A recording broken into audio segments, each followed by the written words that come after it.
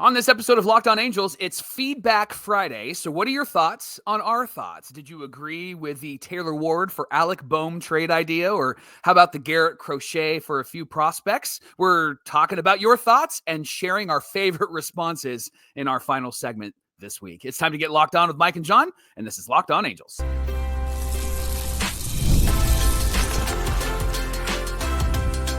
You are Locked On Angels, your daily Los Angeles Angels podcast. Part of the Locked On Podcast Network, your team every day. Thanks for making Locked On Angels your first listen of the day. You can find us anywhere you get your podcasts, including Apple Podcasts, Spotify, and SiriusXM by searching Locked On Angels. And if you'd like to get back to the Super Halo Bros for all the Super Halo content, here's some things that you can do.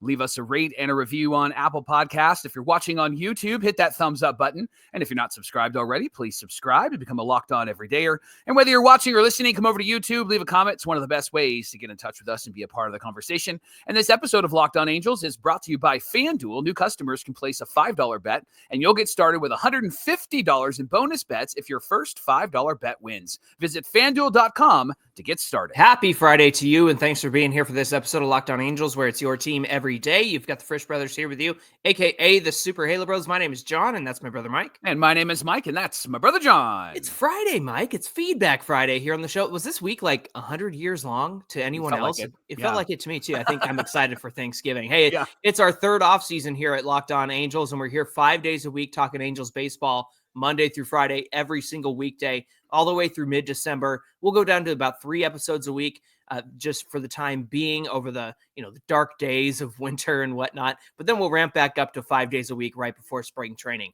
On today's show, as I mentioned, it's Feedback Friday. You gave us your thoughts about all that we discussed this week, and in particular, some of the Making the Case episodes that we had. Lots of great feedback, lots of great comments, and then some silly ones too. So we're going to get to all of that. I'm looking forward to that. Let's start, Mike, with the Taylor Ward for Alec Bohm trade that we suggested this week, and hear from those who were for the trade. Yeah, at Club and Fire Productions, 4694, easy for me to say. They are on fire. Yeah, they're excited.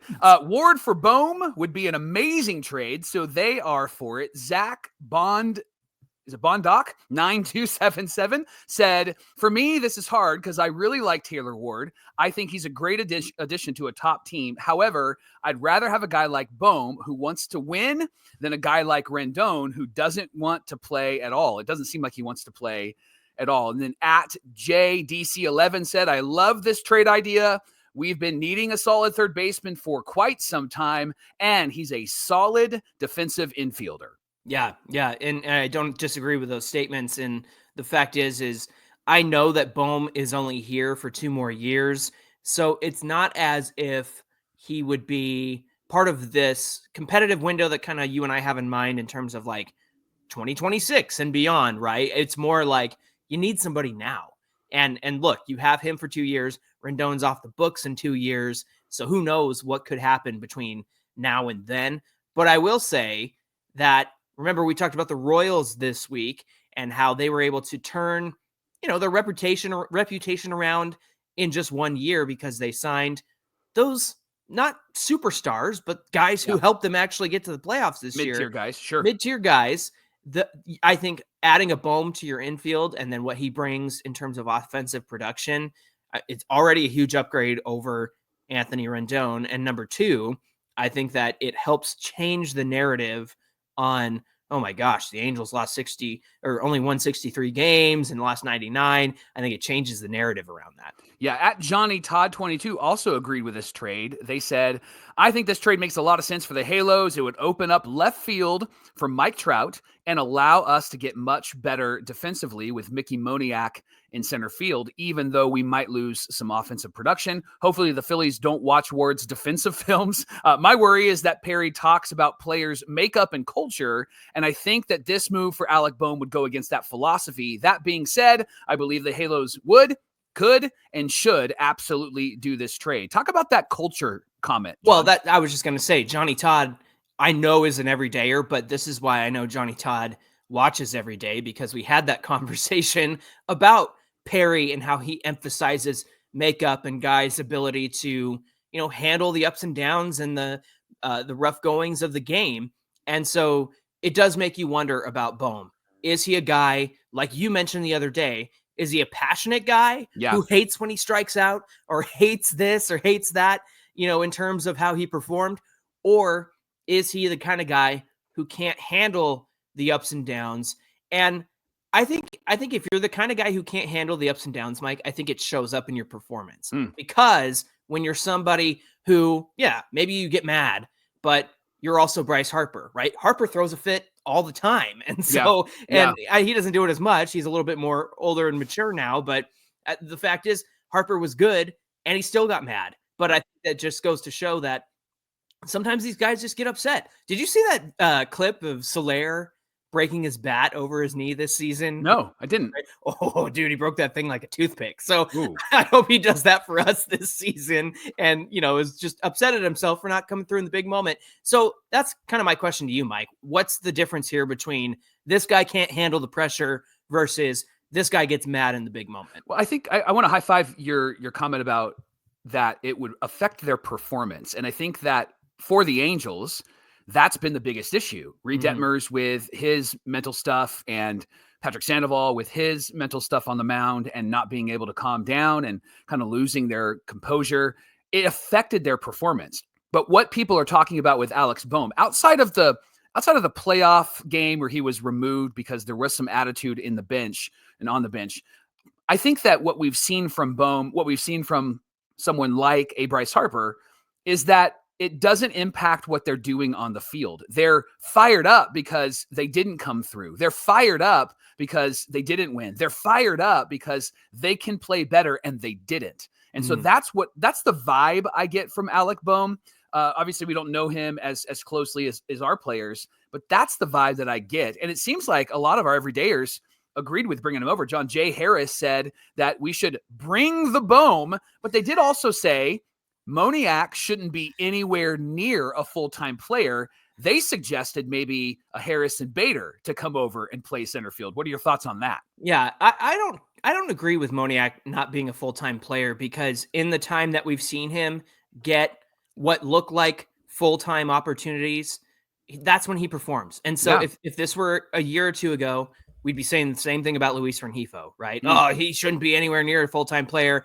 But they gave him a full-time chance and he stands out. Well, he's a second half guy, right? Because he got a full-time chance in the second half. And so you look at what Moniak was able to do once he was starting to get full-time opportunities and not blocked by Aaron Hicks or, and the like, right? And even like Miguel Sano at DH. I mean, you could have put Joe Adell at DH, Mickey Moniak in the outfield. It's just a lot of stuff like that. And we've seen what he was able to do against lefties. Very small sample size this year, but certainly a lot better than what he was able to do in years past. So I don't think you have anything to lose with giving Moniak a chance to be a full-time guy. Now, I suggested in that episode when we were making the case for a Taylor Ward for Alec Bohm trade that you're not having to lose out on a leadoff hitter with Taylor Ward moving on because you can have Nolan Shonawell there. That's actually where he put up his best numbers. But Matt Oso really struggled with that. He said he's not a fan of Shonawell leading off. He's a big proponent of leadoff people being speed people and being a constant threat to steal. Obviously, that's not Shonawell. He's too busy running with his elbows way out, right? Like, and so he said, I like Neto. I even like Rengifo, maybe even Adele for that spot in the order, but having Shonawell behind them batting second would be a bit more effective. Do you agree with that, or do you have pushback to that? I guess my only pushback is, I don't think there's anything wrong with trying Neto, Rengifo, Adele, but I like Rengifo lower in the order just because of what his bat can do.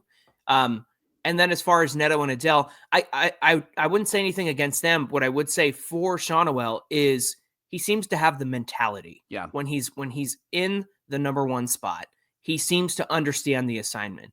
And sometimes these guys don't understand the assignment. And look, Neto ripped almost 25 home runs this year. Yeah. I would rather see him in a spot where he can keep that up, even if it's number two, right? Yeah. Even if it's the second spot in the order, like give him a chance to do that.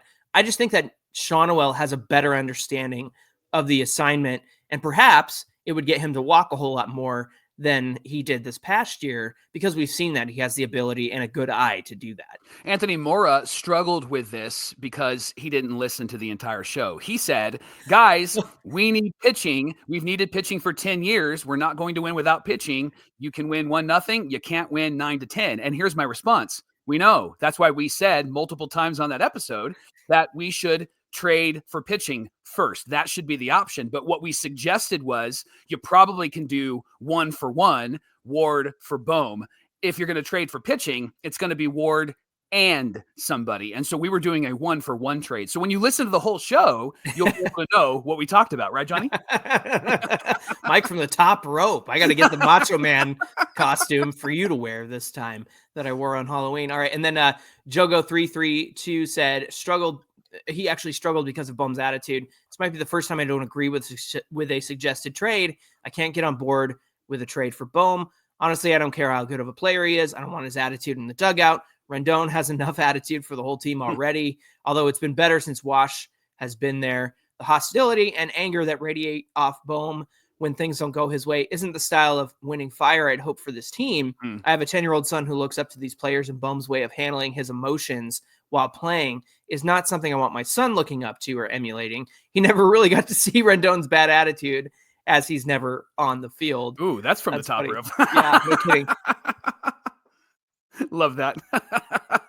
So funny. Now, more conversations about this. There was a suggested trade from Bradoland 9104. Trade Ward, sign Soto, starting outfield, Trout in left, backup Soler, Adele in center, Soto in right, Moniak's a backup, or Adele or Soto, or maybe Moniak backs up Adele or Soto. Maybe that's what they're saying. And then Kellen 218 suggested that we do a 3-team trade involving the Angels, Phillies, and Kansas City. So the Angels would get Singer, Phillies would get Ward, and Kansas City would get Bohm. And they said, I know the team needs a third baseman, but doesn't this just help our starting rotation get a little bit better? Yeah, if they're going to get somebody that's going to be in the starting rotation, number one, it's got to be more than the next 2 years. And number two, you're going to have to need to extend that guy. And so with Brady Singer, he is a free agent after 2026.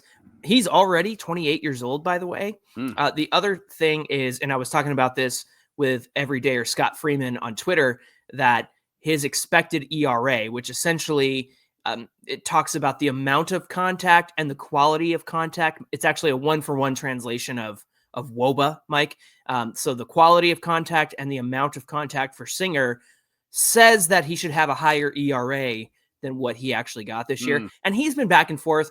Honestly, it reminds me of a little bit more of a successful Reed Detmers, where he has that one great year and then everything else is kind of eh. So Singer did have a great 2022, but in 2024, he also did well as well. It's the other years that have been kind of struggles for him. James Cano suggested a trade with the Diamondbacks, Taylor Ward and Nolan Schanuel, and a prospect for Zach Gallen. So I did a little bit of research here. Gallen is a free agent after 2025.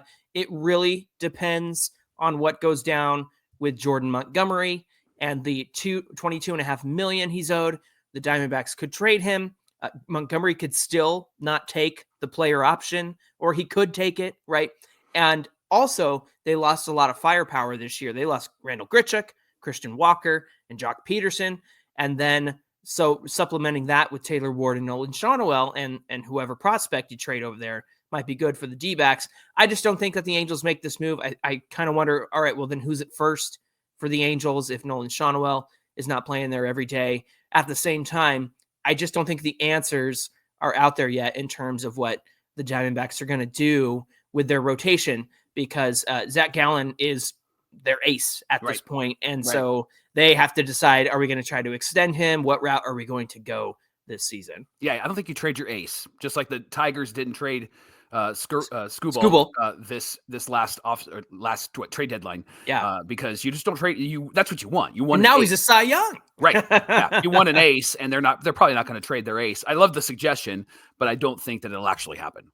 Thanks for making Locked On Angels your first listen of the day. Coming up, we have your thoughts on the Garrett Crochet trade idea and also our favorite responses from the week. We'll get into all of that coming right up.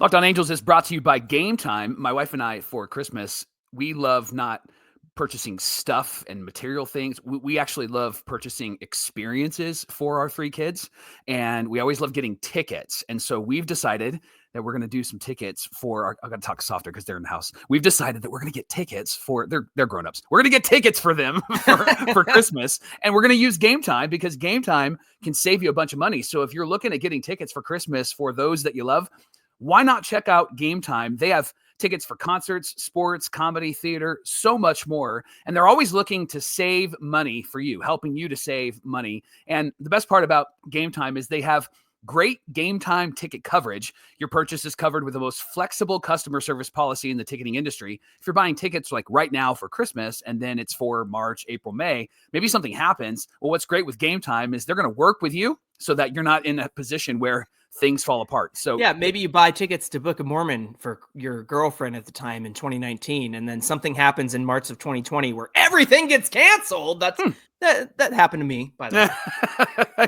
If you use Gametime, they would have worked with you, John. You can download the app right now and use our promo code LOCKEDONMLB for $20 off your first purchase. To be fair, we weren't doing Locked On at that point. The promo code is LOCKEDONMLB for $20 off your first purchase. What time is it? Gametime.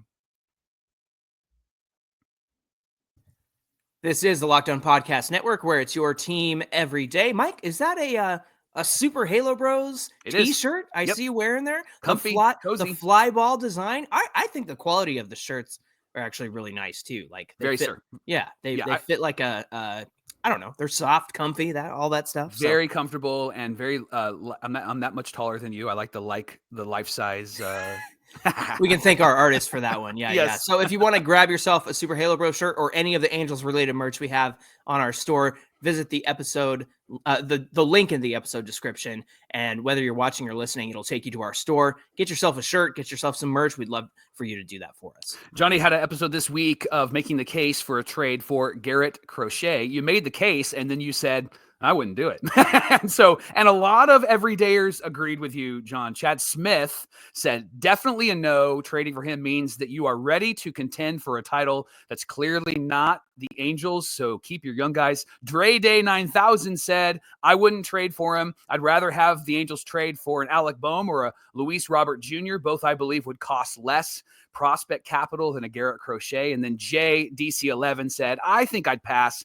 I'd rather go through free agency and keep developing our young arms. The cons for Crochet are too much of a risk. Yeah. And then Peter Dolan said, too many prospects to give up for this guy. Who knows how long his arm will last. And then even though many wouldn't do this trade, some everydayers suggested that a lot of players are untouchable in their eyes. Matthew Good said, not for Moore, not for Dana, or everybody else is game except for those two. And the issue, Mike, according to the research I looked at, is it starts with Moore and or Dana. So, yeah, you might be able to get away with it with just one of them, but more than likely you'd have to give up both of them, according to, a lot of the proposals that were out there for Garrett Crochet. Johnny Todd, there he is again. For me, the only prospect I would consider untouchable is Moore. The White Sox need position players, and I think Moore would have to be a primary piece. It's a solid no from me. We're not in position to take that type of risk. I think you responded to him too with it's a no from me, dog. That made me laugh. Nadine 32, the Angels should not be trading any of our top prospects. Plus, the thing that we need right now is we need a healthy star, and Crochet is questionable when it comes to that. It would serve better to maybe get a third baseman and then sign Max Fried, despite the qualifying offer. The 2.2 ERA when pitching to d'Arnaud is no joke, and you and I talked about that. I'm starting to really come around on the idea that if you can get someone like Max Fried and you have to give up that qualifying offer draft pick, I think I might be okay with that. It really depends on the years and the money. But here's the thing. You and I actually, I think before we took over Locked On Angels, we did talk about, hey, what if Noah Syndergaard came to the Angels, right? That would be a nice move. But then Perry signed him for 1 year and took the hit of the qualifying offer, which made them lose the second round pick.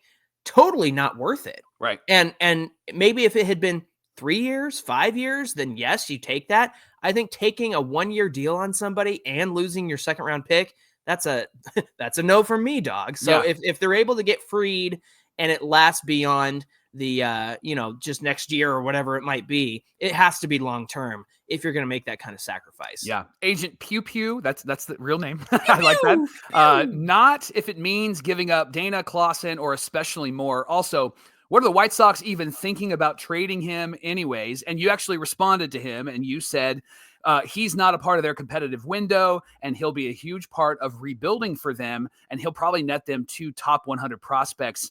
And that organization needs some help because they've really been struggling, and their prospects that they had really have fallen apart. They are not even on the team anymore, or they just aren't playing well right now. They really missed their window. I mean, you think about like Lucas Giolito and how great. I mean, think about the 2021 White Sox. They were just there, Mike. Tim Anderson fell off. Giolito fell off. But there was a time period where they were a tough team. And remember, we opened the season against them in 2021, and that's where Jared Walsh walked it off and had, the he went to Jared moment and whatnot. Ohtani hit that huge home run that was like first pitch swinging and first pitch crushing, right? Yeah. That was a tough White Sox team. And so they had their window, and it's not as if they didn't try to keep those guys around. It was more everybody just kind of fell off. Yeah. Everybody just fell through. I think hiring who was the manager? Super old Cardinals manager, Hall of Famer Tony La Russa. That was their first mistake. Right. He should not have been the manager of those White Sox teams. No, you're right. At Blim5285 said, I'm going to look towards Toronto in guys like Chris Bassett and Kevin Gossman. Both values are pretty low, and these look like Perry Manassian type of moves, even if it means taking on some of their stronger contracts. And then Joshua Aaron Lopez said, we wouldn't even be talking about Crochet if Detmers would just lock in. And I would high five Joshua on that one, right? Yeah. There was a great article that it was a Reddit post, but it was basically written as an article, and it's on the Angels Reddit right now. I wish I could remember the name of the person, but basically they wrote this huge breakdown of Reed Detmers, and it was really insightful. The biggest thing is that he needs to throw his slider because it's his best pitch, but he threw it even less than he did the year before. Yeah. And so I really hope that there's a recognition here of like, okay, what do we need to change? What do we need to do differently? And get back to that. There was a great article from Sam Blum on Thursday talking about Sal Fasano joining the organization and Barry Enright, talking about the adjustments that he needs to make with the pitchers over this offseason. So it's certainly nice to see some accountability in that regard. So maybe we'll have better hope for our starting pitchers in 2025. Flat Life on YouTube said, Crochet should retire if he gets traded to that POS organization, meaning the Angels. My response was, dude, he plays for the White Sox. Right. Like, then he would retire now. Yeah. So, and also he can't control where he gets traded. He doesn't have no trade clause. He's still under, arbitration rules and whatnot. So I don't think Flat Life listens to the show very often because he came in swinging and I had to shut that one down right away. Yeah. Today's episode of Locked On Angels is brought to you by FanDuel, America's #1 sportsbook. Right now, new customers can bet $5 and get $150 in bonus bets if you win. And the FanDuel Sportsbook app gives you everything that you need to place bets on all sorts of sports, including the NFL, all in one place. You get a hunch in the middle of the game. You can check out the latest stats, view the live play-by-play, and so much more on the same page where you place your bets. Just visit FanDuel.com to join today. Again, you're going to get $150 in bonus bets if your first $5 bet wins. That's FanDuel.com. Never waste a hunch, never waste a stirring, never waste a moment, and make every moment more with FanDuel, an official sportsbook partner of the NFL. All right, it's time to get to some of our favorite comments of the week. Ones that made us chuckle, ones that made us laugh, even some good ideas that were part of the comment section this week. And that's why, friends, everydayers, when we say, hey, get on over to YouTube, even if you're listening on a podcast platform, come on over to YouTube, share your comments, because it's the same content. It's the same episode, whether you're watching or listening. So you're not missing out on anything. In fact, I think there were a few this week, Mike, who said, hey, love listening to you guys. And maybe they just meant YouTube, but I was assuming, hey, maybe they were audio listeners who came over to YouTube and got in on the conversation. So thanks for doing that. Thanks for joining us there. So some of our favorites from the week, here was K Wolf X, had, a good explanation of how he felt about the Garrett Crochet trade. Thought that was fine. But this part made me laugh. He or she said, I think you guys need to focus more on the practical and believable moves the Angels could make over the impractical and improbable moves you might wish they make. And my response I was going to say, do you want to take this? was that this wasn't our impractical or improbable move that we might wish that the Angels make. Robert Murray, FanSided, usually has a lot of great inside information. Fan the Flames, Mike. Yes. He fanned the Flames on social media, and other Angels social media posts were like, oh, Garrett Crochet, potential partner with the Angels. Oh, should they do it? Should they not? And part of what we do on this show is we take the discussions that are happening in the Halo sphere. Right. We bring them to the show, and we did our homework. We did our research. Hey, good idea, bad idea. And so we decided, and that's what made me laugh a little bit. It was like, at the end of the show, we concluded, no, not a good idea. So this comment made me laugh a little bit, because we have to take the conversations that are out there. Yeah. Because otherwise, they're going to be in the comment section. Hey, what about Crochet? What about this? What about that? And so we answer it. That's what we do. That's what we do on this show. All right. Rant over. We talk about the things that you're talking about. And if you're going to rant, just real quick, this is why if you watch the whole show and not just read the title, you're going to know what's going to happen. That's not in response to that one particular listener. No. They definitely watch. There are multiple, and if you're on the YouTube site, it's just fun to actually peruse the YouTube comments, because you can tell who are the everydayers, who knows the team, and then you can tell who's not, who's there to just troll, or they just read the title or the thumbnail, and then they made a comment when it was like, we didn't even say that, right? My favorite is when the comment is like posted before the show's even watchable. Yeah. You know what I'm saying? Like the show goes live at 5 a.m. Pacific time, but the comments are from like 3 a.m. or something. Guys, weird. This is a terrible idea. Yeah. You didn't even listen to the show. It's impossible for you to listen to the show because it hasn't aired yet. So yeah. There we go. I think you actually called somebody out on that. And then to their credit, they responded with, I just wanted to be the first comment. Fair. Loved that. Fair. Yeah. John, this was my favorite from this last week. Kevin McLeod said, I would love to hear what you think about my Ward trade proposal.